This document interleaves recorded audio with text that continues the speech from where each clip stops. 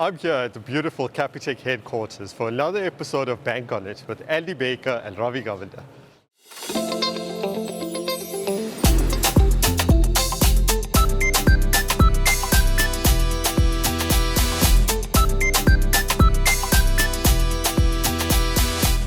Thank you so much for being part of the show. It's great to have you guys here. Super keen to kick off with your journey at Capitec. How long have you been with the company? All the cool stuff you're building. Let's kick off with you, Andy. So I've been here for 3 years. I joined April the 1st and I came from AWS. Prior to that, I was doing things like algorithmic trading and working at some other banks.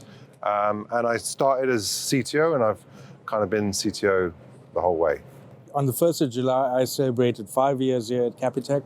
I've not been here in digital for the entire journey. I started at a branch and direct sales environment and then moved over to digital. Prior to that, I was also at AWS. Andy and I had a 2-month overlap, I think, there.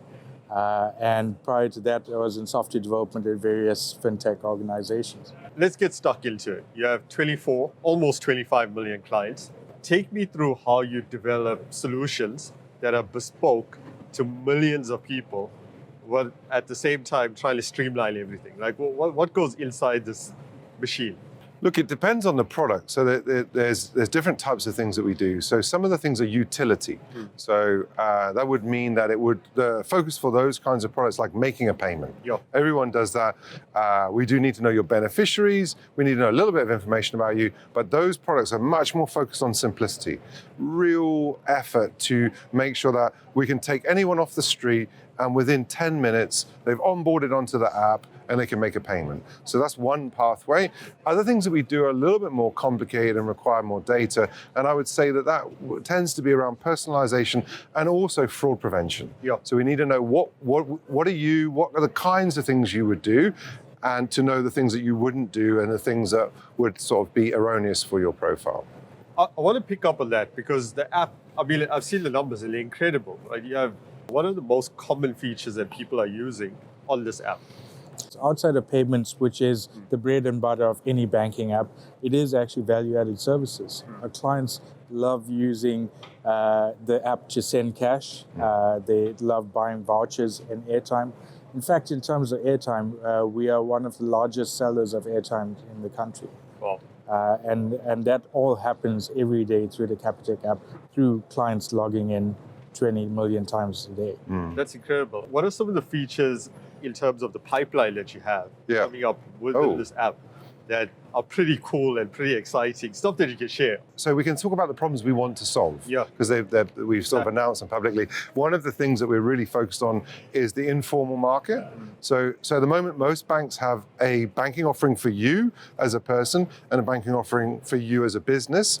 There's an area in between which very few banks serve, which is you running an informal business. It's not necessarily a PTY, but you still want a point of sale, you still want to be able to borrow money, and you still want to be able to create reports and do different types of payments.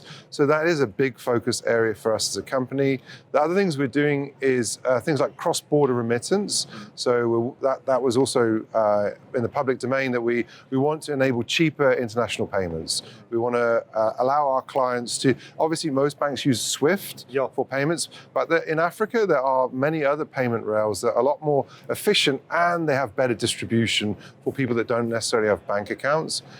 Then there is a ton of other things that we're doing around fraud prevention, around simplifying our front end, around making onboarding. We've got a challenge internally.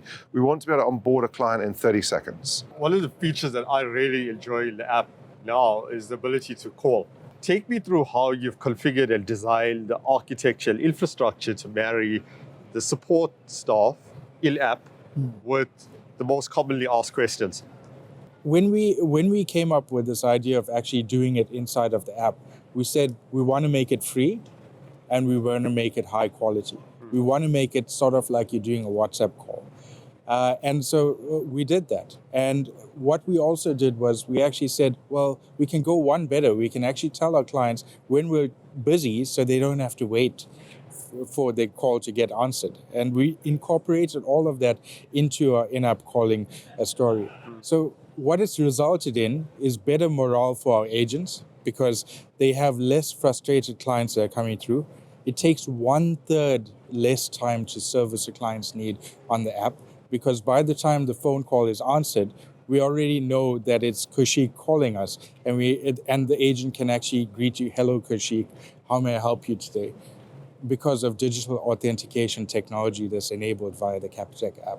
And what was amazing about the in-app calling is we didn't advertise it, and overnight, 40% of our calls went in-app straight away, because our client says, "I don't." And the worst thing is, imagine trying to buy airtime and it fails, and then you have to phone us to ask where's my airtime, but you can't phone us because you didn't get your airtime.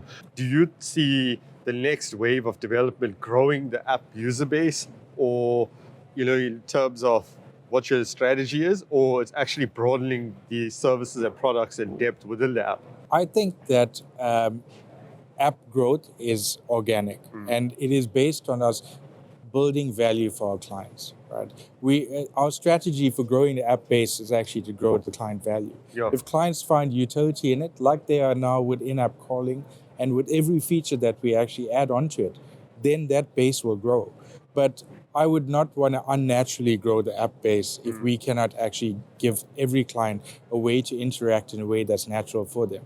We know, for example, that clients want to speak to us. And so having the ability for them to call us gives a segment that we had previously not serviced the ability to use the Capitec app in a meaningful way. And that's our strategy for growing that app. I think everything that we do is based on client value. So you asked about data at the beginning of the data points. The data points actually inform what are the problems that we need to solve for our clients. How do you balance putting the right products in front of your clients and the right features? I'm talking about from maybe a UX, UI perspective in the app, versus putting in what's the most commercially attractive. Needless to say, you can put anything in front of a Capitec app user like myself, and I will click it because I'm like, oh, let me check. This is the free voucher. Let me get in there, right? So, take me through the engine room, because it's not an easy thing to decide, right? Definitely not. I mean, I think for Andy and I personally, it's the constant debate that we have with our business owners on whether to push product to our clients or actually keep them in control. At the end of the day, and this is the beautiful thing about Capitec, is that we want our clients to be in control of what they see.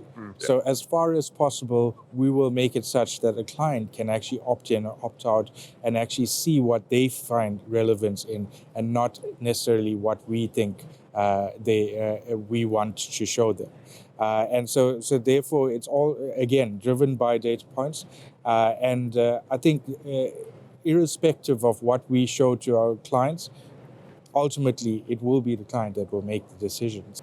Ravi, Andy, any cool things coming up that you can share with us that we can look forward to on the tech front? There's a lot coming up. So August is a big month for us. We've got some of the things I've talked about already coming through. We've got the cross-border stuff that's coming through, which we're very excited about. We've got changes in terms of how we allow clients to bank when they're in informal sectors as well.